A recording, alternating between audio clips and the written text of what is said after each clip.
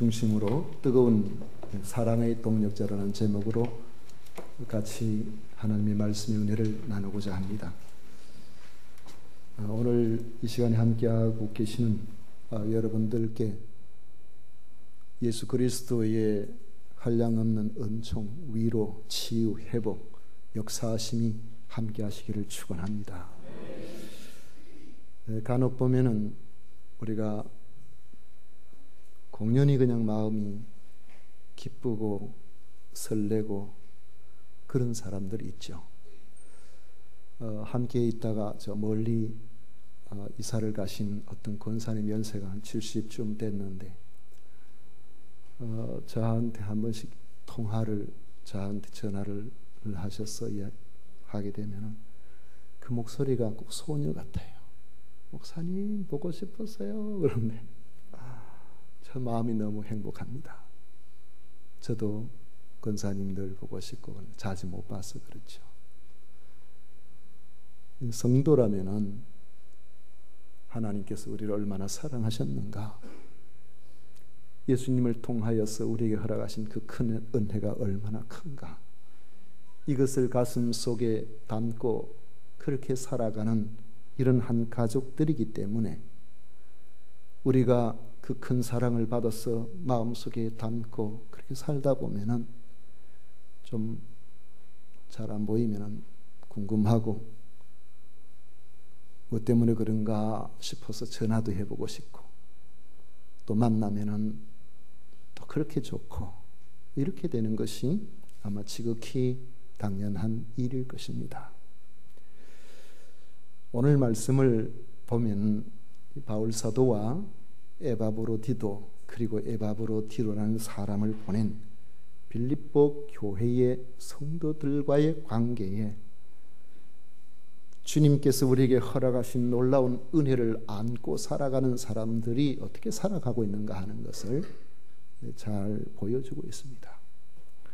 우리는 일반적으로 어떤 단체를 움직여 나가는 그러한 리더를 이야기할 때에 일중심형 리더가 있고 관계중심형 리더가 있다고 그렇게 분류하기도 합니다. 나한테 맡겨진 그 일, 그 사역을 완수하는 그 일에 우리가 초점을 두고 살아가느냐, 그렇지 않으면은 그 사역을 감당하고 있는 그 팀원들, 그 사람에게 초점을 두고 살아가느냐, 거기에 따른 분류로 보통 그렇게 이야기하죠. 사역 중심형 리더는 우선적으로 사역의 결과물을 생각을 하게 됩니다. 직장생활 하다 보면 그런 게 있죠.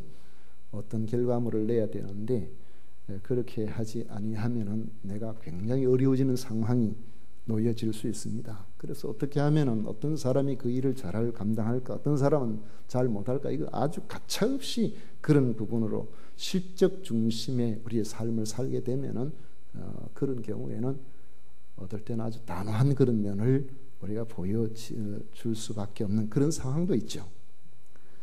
그런데 관계 중심형 리더는 좀 부족한 사람도 격려하고 기다려주고 그래서 가급적이면 이 일을 같이 해나갈 수 있도록 합니다.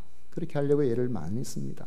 왜냐하면 일도 중요하지만 사람이 참 중요하다는 생각이 들기 때문에 그렇죠.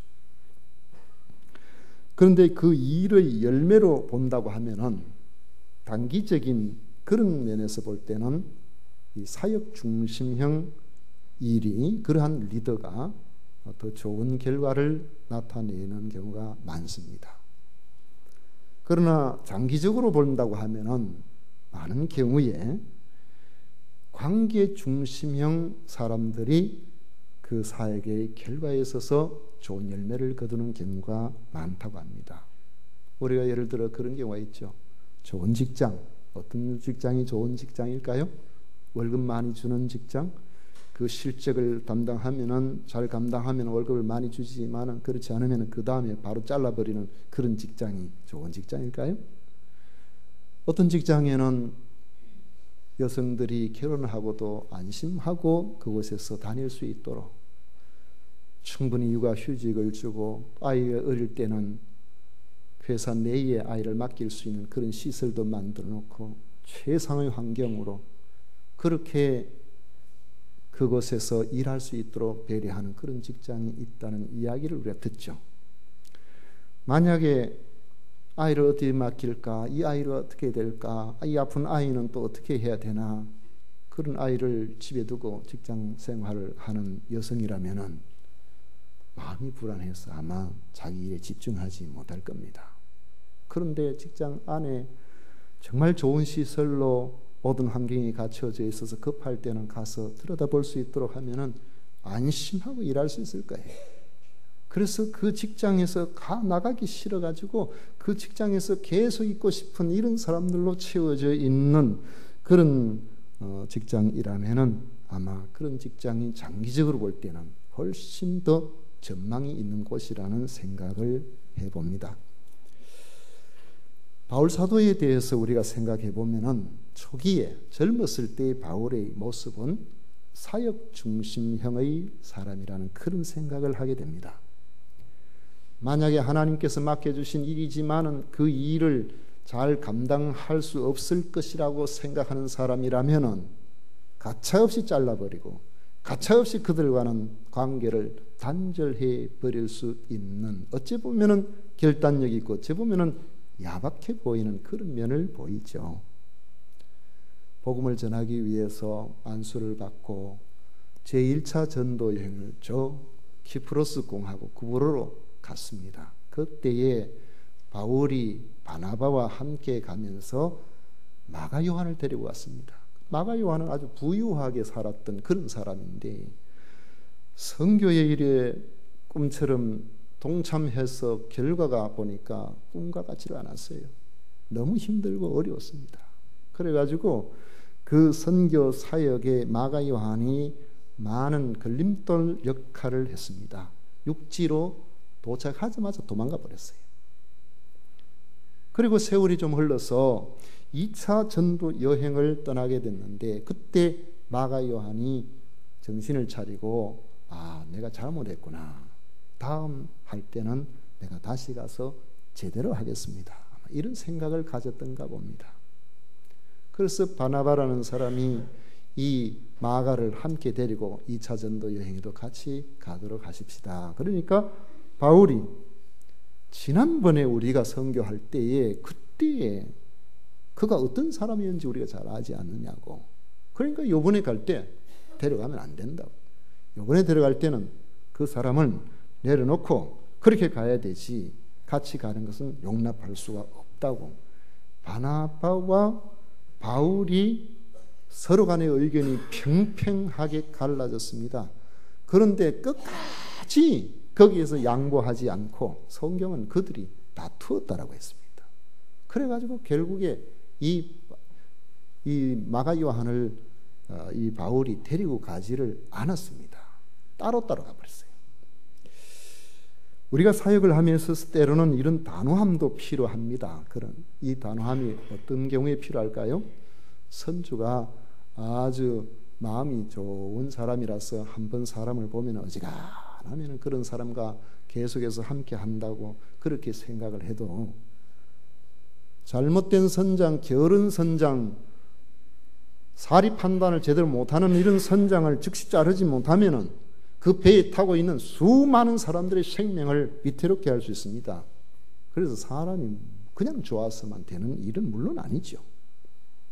그런데 빌립보서에서 보여주는 바울의 후기 사역을 보면 바울에게 있어서 단호함만이 있는 것이 아니라 마음이 따뜻한 그러한 리더의 모습을 보여주고 있다는 것입니다. 세월이 흘러가면서 바울이 정말 무엇이 더 중요한가 하는 것을 깨닫게 된 것이죠. 우리는 빌립보 교회가 좋은 교회라고 했습니다. 그것은 이 에바브로디도라는 사람을 파송한 일에서도 알 수 있습니다. 빌립보서 4장 18절에 보면 내게는 모든 것이 있고 또 풍부한지라 에바브로디도 편에 너희가 준 것을 받음으로 내가 풍족하니 이는 받으실 만한 향기로운 제물이요 하나님을 기쁘시게 한 것이라. 빌립보 교회의 성도들은 이 바울이 로마의 시위대에 연금되어 있다는 것을 듣고는 바울 돕기 위해서 상당한 액수의 선교 헌금을 모았습니다. 그 모금된 선교 헌금의 용도는 지금 자유롭게 행동할 수 없는 바울 사도의 연금 생활 중에 필요한 자금으로 쓰인 것이 틀림없습니다. 오늘 읽은 말씀 25절의 끝에 보면 너희 사자로 내가 쓸 것을 돕는 자라, 그렇게 말씀하고 있는 것에서 볼 수 있죠. 또 헌금만이 아니라 연금되어서 불편을 겪고 있는 바울의 모든 불편을 대신 도와주기 위해서 신실한 에바브로디도라는 사람을 파송하게 된 것입니다. 재판 때까지 기약 없이 기다리면서 어렵게 연금되어 생활할 수밖에 없는 바울에게 에바브로디도가 보내온 그의 선교비는 큰 힘이 되었을 것이 틀림없습니다. 바울 사도는 사실 가난한 사람이죠. 복음을 위해서 자기 생계를 돌아보지 않고 그렇게 살아가기 때문에 하루하루에 연명하는 것조차도 하나님의 특별하신 은혜로 성도들이 도와주지 아니하면 어려운 선교사의 길을 걸어가고 있는 사람입니다. 그런데 지금 현 상황은 바울 사도가 자신의 억울함을 호소해서 로마 시민권을 가지고 있는 자기의 시민권을 이용해서 로마의 황제에게 재판을 요청한 그런 상태였습니다. 로마 황제를 여러 가지 명칭으로 쓰지만은 프린캡스라고 하는데 그건 뭐냐면 로마 시민 가운데 제1시민이라는 그런 뜻이 있습니다. 그러니까 로마 시민은 다 동등한 시민이라는 것이죠. 그래서 로마 시민은 억울한 일을 만났을 때에 그것을 로마 황제에게 직접 재판을 요청할 수 있는 권리를 가지고 있었습니다. 바울 사도는 지금 유대인들에 의해서 또 총독에 의해서 억울한 그런 감금 상태에 있다가 이거 해소할 방법은 황제에게 내가 상소하는 길밖에 없겠다. 이래가지고 지금 로마에 와 있는 상태인데 황제가 얼마나 일이 많습니까? 그리고 황제들 중에서는 이러한 사안에 대해서 열심을 품고 잘 감당해 준 사람도 있지만은 당시의 황제는 네로입니다. 이 네로 황제는 아주 젊은 사람인데 사람은 총명한데 생각이 딴 데 있어가지고 그저 이런 상소의 문제가 있을 때에 금방금방 해결해 주지 못하고 차일피일 시간을 끄는 경우가 많고 또 그런 일에 집중을 하지 않는 경우도 종종 있어 왔습니다. 이 시대에 로마의 3대 도시 중에 하나인 알렉산드리아, 이집트에 있는 그 도시인데 당시로서 50만 명이 넘는 그런 대도시입니다. 이 도시에 주된 주민들이 그리스계하고 유대계가 주로 살고 있었는데 그리스인들도 그렇고 유대인들도 그렇고 무역에 상당히 많은 사람들이 이렇게 종사하고 있다 보니까 서로 간의 이해관계에 상충되어서 충돌이 자주 일어났습니다. 그런데 그리스 사람들이 많고 해나니까 폭동이 일어나가 유대인들이 많은 사람들이 죽고 상점이 불타고 이렇게 했어요. 총독이 그 당시에 뭐 행정장관이라고 할 수 있는데 감당이 안 돼가지고 결국 이들 중에 유력한 사람이 로마 황제한테 이 문제 해결해 달라고 갔는데 로마 황제가 오랜 기다림 끝에 그들을 만나주면서 황궁에서 우리 생각에는 재판석에 있어가지고 무엇이 잘못된지 원하는 것이 무엇인지 들어보고 판단을 할 것 같은데 황제가 가만 안 있고 자기 궁궐 짓는데 정신이 팔려가지고 자꾸 돌아다녀요. 그러니까 황제가 이리 가면 요리 따라가고 저리 가면 저리 따라가고 아 여기는 그림을 이렇게 그리면 붙이면 좋겠네. 저기는 뭘 하면 좋겠네. 그런데 아까 했는 이야기 뭐지? 다시 해봐라 이러는 거예요. 그림 뭐가 제대로 되겠습니까? 이런 황제 밑에서 지금 바울 사도가 기약 없이 지금 연금 상태에 놓여 있었던 것입니다. 이런 바울에게 얼마나 많은 참 그 오랜 기간들을 로마에서 체류하려고 하면 돈이 많이 들겠습니까? 이 빌립보 교회가 바울 사도를 위해서 그에게 선교비를 준비해서 에바브로디도 편에 보내주는 것, 또 헌금만 전달하고 만 것이 아니라 직접 그곳에서 바울 사도의 수족처럼 모든 것을 도와준 이 빌립보 교회의 세심한 배려는 바울에게 큰 위로가 되었던 것입니다.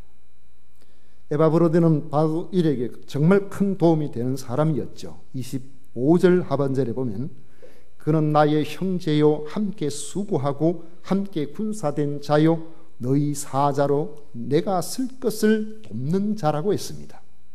형제라는 것은 예수 그리스도를 믿는 그 믿음 안에서 우리가 같은 동료라는 그런 의미죠. 함께 수고하는 자라는 말은 동력자라는 의미입니다.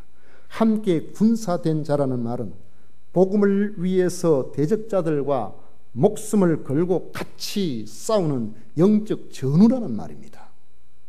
여러분, 우리들은 함께 더불어서 예수 그리스도로 말미암아 한 가족이 되었습니다. 여러분, 가족은 어떻습니까? 가족은 행복하게 서로 위해주고 행복하게 서로 잘 지내야 되겠죠. 그게 꿈같이 생각됩니까? 아이들 키워보면 2살 태울, 3살 태울 형이 6살만 되면 그렇죠. 동생아, 우리는 한 부모 밑에서 태어났으니까 서로 행복하게 잘 살아보자. 동생이 하는 말이 4살 먹은 동생이 형님 무슨 말이든지 형님 하는 대로 하겠습니다. 그러면서 언제나 부모가 볼 때 든든하게 그런 집 한 집도 없어요. 둘만 되면 막 베개 날아가고 엄마 아빠 안 보이면은. 그렇지만은 재미있는 것은 동생이 어디 가서 맞고 들어오면 형이 가만히 안 있습니다. 누가 때립니까? 가서 보고 막 동생을 때리는 사람이 있으면 기를 쓰고 달려들어요. 왜 그러죠? 왜 그러죠? 한 가족이니까 그래요. 그리스도 안에서 형제된 성도들은 오늘 말씀하고 있기를 영적 전투에서 함께 군사된 자라고 했습니다. 내부적으로 소소한 문제로 약간의 의견 충돌은 있을 수 있습니다만은 우리들은 한마음 한뜻 되어서 교회를 무너뜨리려고 하는 영적 세력 앞에서는 우리가 결단하고 단합해야 됩니다. 하나가 돼야 돼요. 안 그러면 우리 다 무너져요. 바울 사도는 에바브로디들을 향하여서 함께 군사된 자라고 했습니다. 또 너희 사자라고 했습니다. 바울이 쓸 것을 돕는 자로 빌립보 교회가 공식적으로 파송한 사절입니다. 바울은 아직 미결수이긴 하지만 죄인으로 고소가 된 상태입니다. 바울을 곁에서 돕는다는 것은 세상적인 관점에서 보면 자랑스러운 일이 되지를 못합니다. 더욱이 잘못하면 같이 어려움을 당할 수도 있습니다. 바울은 죄수의 신분이기 때문에 그렇습니다. 그렇지만 에바브로디도는 전혀 개의치 않고 최선을 다해서 바울을 섬겼던 것입니다. 그런데 이제 바울은 에바브로디도를 빌립보 교회로 다시 돌아가게 할 상황이 되었다고 판단했습니다. 25절에 보면 그러나 에바브로디도를 너희에게 보내는 것이 필요한 줄로 생각하노니 했습니다. 그 이유는 에바브로디도가 빌립보 교인들을 간절히 보고 싶어 했기 때문이라는 것입니다. 26절에 보면 그가 너희 무리를 간절히 사모하고, 에바브로디도는 어린 아이가 아닙니다. 그런데 왜 빌립보 교인들을 그렇게 그리워했을까요? 단순하게 생각해 보면 빌립보 교회의 파송을 받아서 저 먼 외지인 로마에서 오랫동안 있었던 까닭에 고향이 그리워서 그랬던 것 아닌가, 그런 생각도 해볼 수 있죠.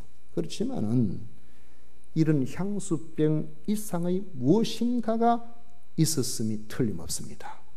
바로 에바브로디도와 그를 생각하는 빌립보 성도들의 깊은 유대 관계입니다.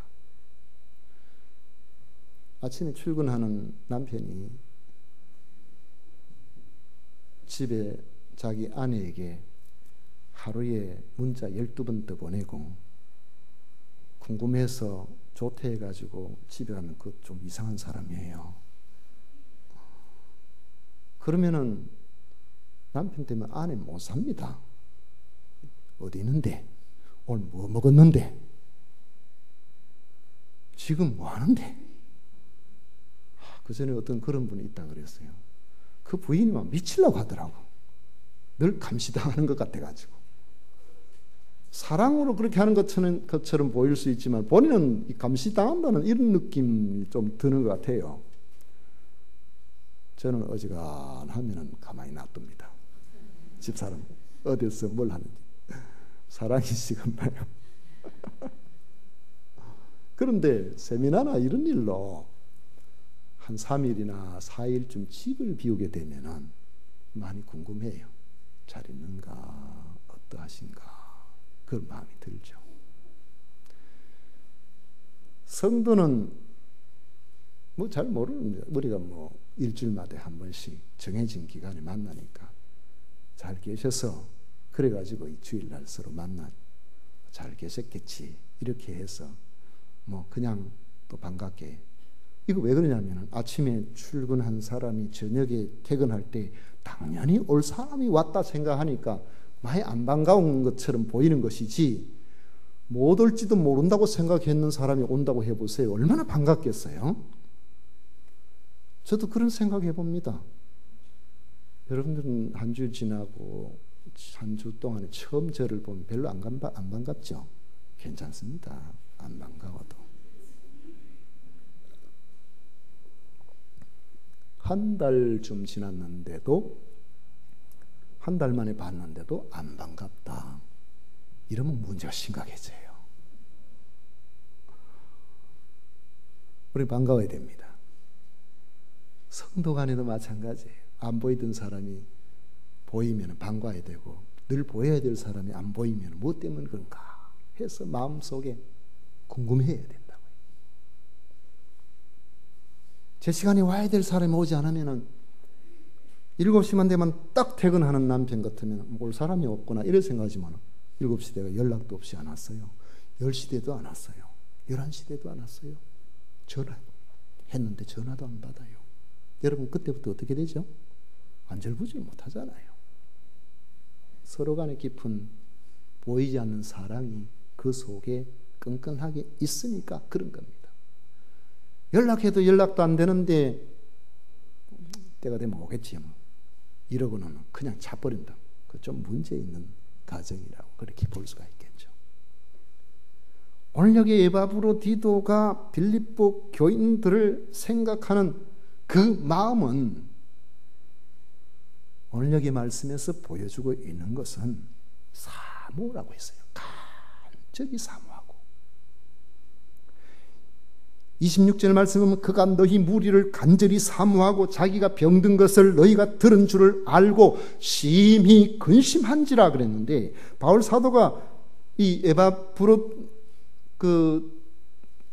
에바브로디도가 바울 사도를 얼마나 지극정성으로 섬겼는지 육체적으로 과로가 온 것 같아요.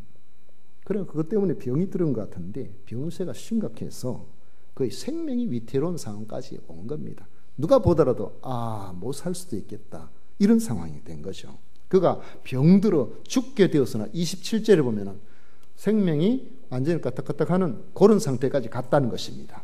이 생사의 기로에 선 에바브로디도의 위태로운 병세가 빌립보 교회에도 전해졌습니다. 빌립보 교회의 성도들은 에바브로디도를 위해서 얼마나 걱정을 했는지 심히 근심한지라는 이 말씀은 어디다 쓰는 말이냐 하면 예수님께서 십자가를 앞에 두고 겟세마네 동산에서 기도하실 때 쓰신 근심 그와 똑같은 그런 표현입니다.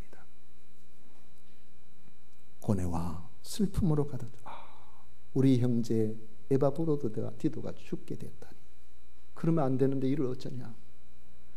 마치 사랑하는 친가족이 생명의 위경에 놓여 있는 것처럼 빌립보 교회의 성도들은 에바브로디도의 그 절망적인 병세를 보고 그렇게 힘들어했다는 것입니다. 그들이 얼마나 에바브로디도를 사랑했는가 하는 것을 잘 보여줍니다.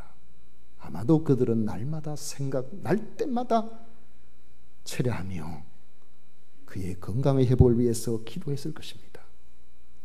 그런데 사경을 헤매던 에바브로디도가 하나님의 은혜로 차츰 병세가 호전되기 시작하더니 완전히 건강을 회복하게 된 것입니다. 에바브로디도는 자신을 걱정하고 있을 고향의 성도들이 생각이 난 것입니다. 그들이 자신을 위해서 얼마나 걱정하고 있을지, 이미 자기가 죽었다고 생각하고 슬퍼하고 있지는 않는지 걱정이 된 것이죠. 그러니까 고향에 내가 떠나온 그 빌립보 교회 성도들이 나 때문에 걱정하고 있을 텐데, 나 때문에 걱정하고 있을, 이런 걱정을 하고 있는 거죠. 바울 사도 역시나 에바브로디도의 회복에 대해서 27절에 이렇게 표현합니다. 27절에 보면 그가 병들어 죽게 되었으나 하나님이 그를 긍휼히 여기셨고 그뿐 아니라 또 나를 긍휼히 여기사 내 근심 위에 근심을 면하게 하셨느니라. 에바브로디도가 병든 것은 바울에게도 근심 위에 근심이었다는 거예요. 바울 사도가 에바브로디도의 병세를 얼마나 걱정했는가 하는 것을 잘 보여주고 있습니다. 만약에 에바브로디도가 그 병으로 죽게 되었다면 바울이 얼마나 슬퍼했을까를 짐작할 수 있습니다. 그런데 하나님께서 이 에바브로디도를 불쌍히 여겨서 회복시켜 주셨습니다. 그런데 바울은 이 에바브로디도를 불쌍히 여겨서 살려주신 것을 자신을 불쌍히 여겨주신 것으로 그렇게 받아들인 겁니다. 바울이 에바브로디도의 병 때문에 얼마나 염려했는지, 그가 회복되기를 얼마나 간절히 자기 일처럼 바랐는지를 잘 보여주고 있습니다. 여러분, 성도의 사랑이 바로 여기에 있는 거예요. 우리가 주님께서 맡겨주신 사역에 충성을 다해야 하지만은 진정한 충성은 서로에 대한 신뢰와 사랑이 있을 때에 의미가 있습니다. 여러분, 많은 일들도 주님 기뻐하시는 눈에 보이는 일들을 우리는 할 수도 있습니다. 그러나 어떤 일이라고 할지라도 그 속에 사랑이 없으면 아무것도 아닙니다. 주님께서 십자가에 달려서 돌아가 주신 것, 그 얼마나 대단한 일입니까마는 그 속에 우리를 구원하시고자 하시는 주님의 사랑이 있었다는 사실을 우리가 알고 믿을 때에 그 십자가가 의미가 있는 겁니다. 우리가 주님께서 허락하신 이 놀라우신 그 은혜를 망각하고 오늘날 잘못하면은 교회 안에서 잘못된 길을 걸어가기가 쉽습니다. 이 사랑을 빼놓고 일을 하기가 쉬워요.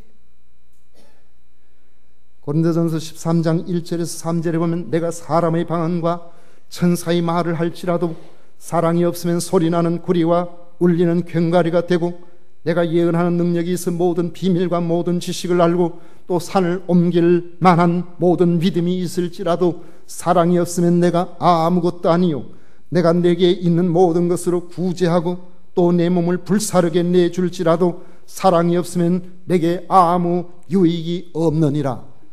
십자가는 하나님의 사랑입니다.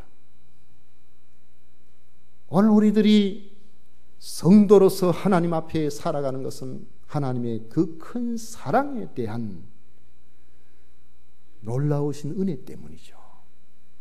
여러분, 우리의 수고에서는 많은 것들이 하나님 앞에 귀하지 않는 것이 없겠습니다만은 그 속에 하나님을 향한 사랑과 우리 성도들을 향한 사랑이 빠져 있다면은 어쩌면 하나님께서 나중에 보실 때에 너 열심히 살았어. 그러나 네 열심으로 산 거야. 내가 너에게 줄 게 별로 없네. 그렇게 말씀하실지도 모릅니다. 우리는 하나님 앞에 이 사랑의 문제를 고민을 해야 돼요. 바울은 회복된 에바브로디도를 빌립보로 돌려보내야 되겠다, 이 생각을 했습니다. 이 에바브로디도를 걱정하는 빌립보 교회의 성도들을 생각한 것이죠. 그들이 더 이상 염려하지 않도록 건강을 회복한 이 에바브로디도를 자기 눈앞에 확인시켜 주고 싶었던 것입니다. 요즘이야 뭐 전화로 되고, 요즘은 비행기로 가도 되고 하지만은, 예전에는 로마에서 빌립보까지 가려고 그러면은 거의 한 일주일 가까이 그렇게 걸렸습니다. 배 타고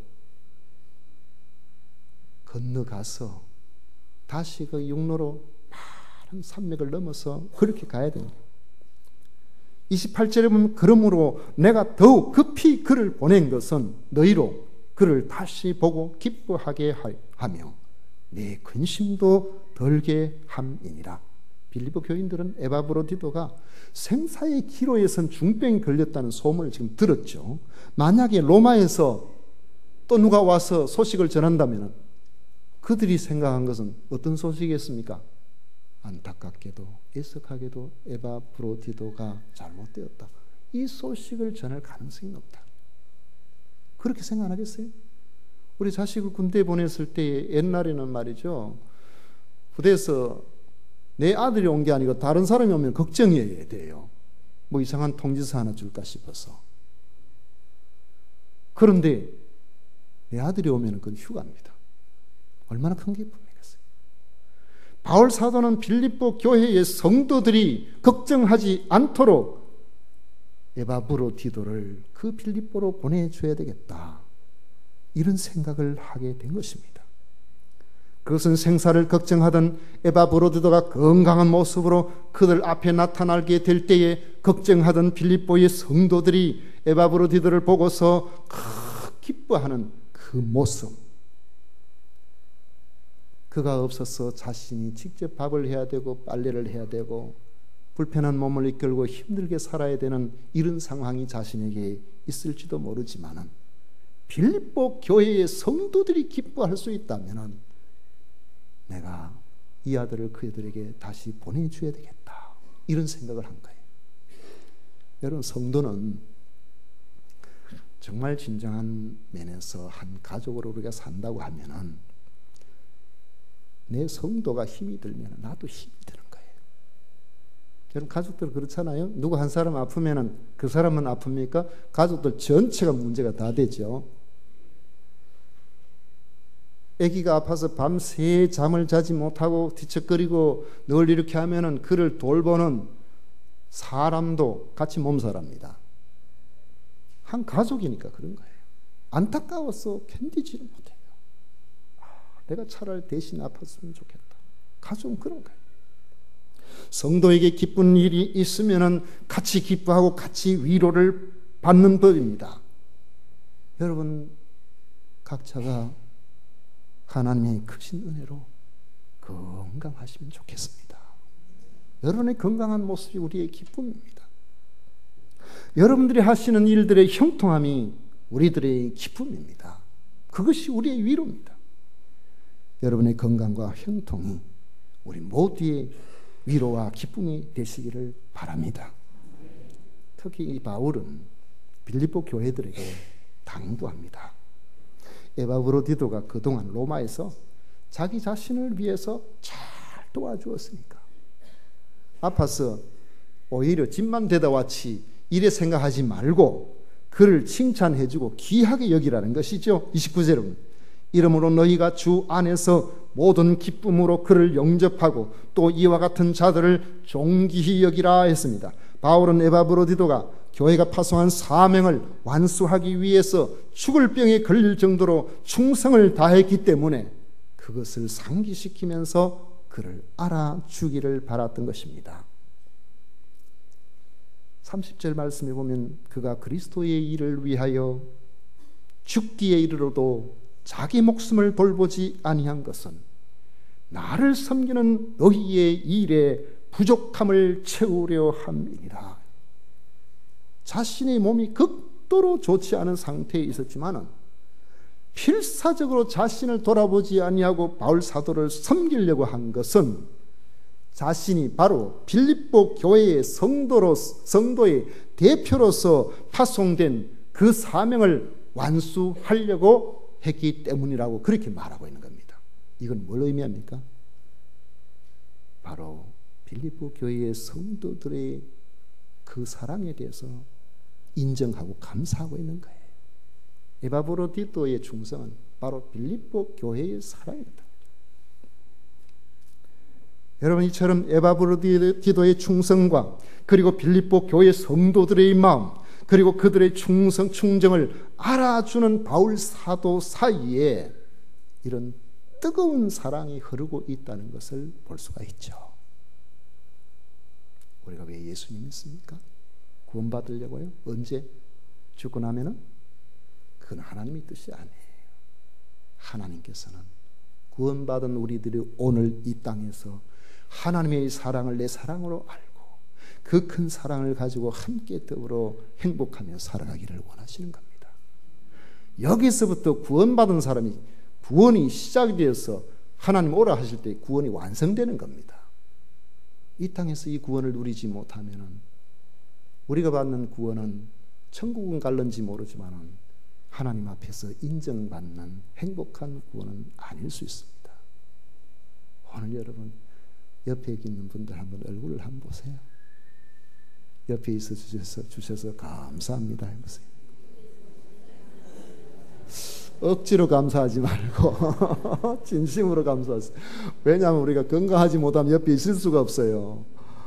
함께 하는 이 시간, 이 자리가 얼마나 귀하고 중요한 자리인지 모릅니다.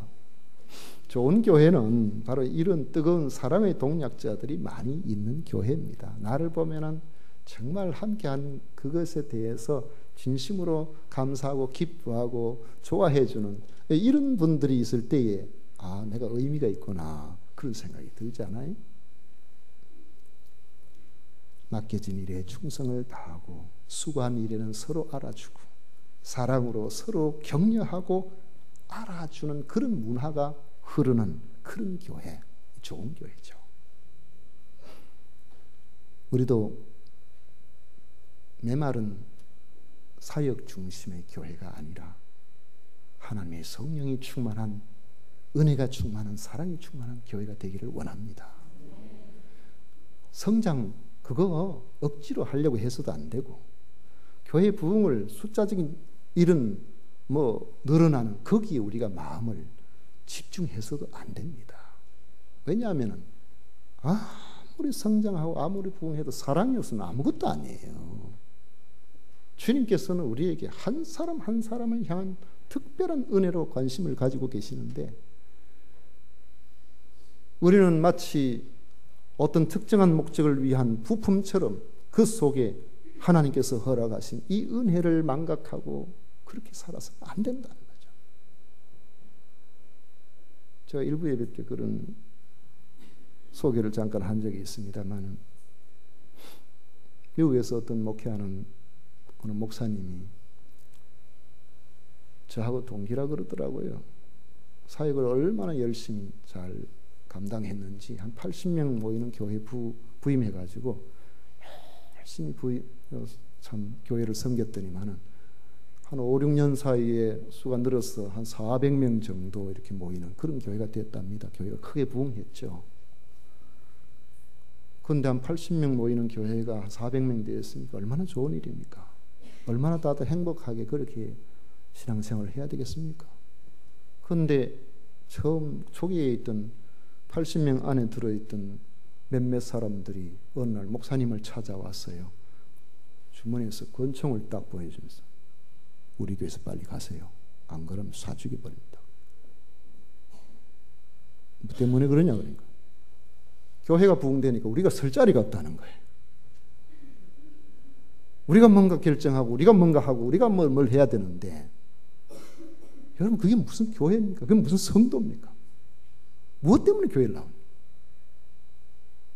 하나님의 크신 은혜가 충만해야 되지 않겠어요?